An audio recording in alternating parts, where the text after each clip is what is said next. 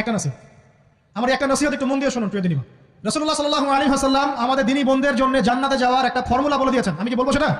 আচ্ছা, রাসূলুল্লাহ সাল্লাল্লাহু আলাইহি ওয়াসাল্লাম বলেছেন আমাদের দিনী বোনেরা, আমাদের মায়েরা, এই নারী জাতি মাত্র 4টা কাজ করলে জান্নাতের যে কোনো দরজা দিয়ে ইচ্ছা প্রবেশ করতে পারবেন।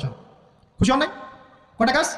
মাত্র 4টা। এক, যদি আমাদের দিনী বোনেরা 5 ওয়াক্ত নামাজটা ওয়াক্ত মতো পড়ে, আল্লাহ পাক তৌফিক দান করুন, বলি আমিন।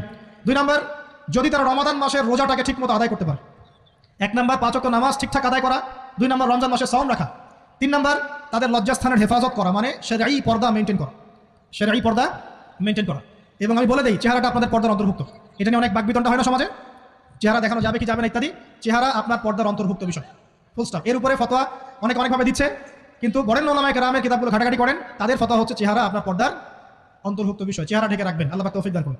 চোখ থাকবে খোলা, ঠিক আছে। 4 নাম্বার, স্বামীর আনুগত্য করতে হবে। স্বামীর আনুগত্য, এই যে আনুগত্য শব্দ শুনলেই মানুষের একটা মানে নেগেটিভ ধারণা তৈরি হতে পারে। স্বামীর আনুগত্য মানে কি আমি তার দাসত্ব করবো? আনুগত্য মানে, প্রিয় দিনী বোন, আনুগত্য মানে দাসত্ব নয়। আনুগত্য মানে কোরআন সুন্নাহর যে বিধানগুলো আপনার স্বামী আপনাকে পালন করতে বলবে, আপনি সেগুলো করবেন, আপনি করতে বাধ্য।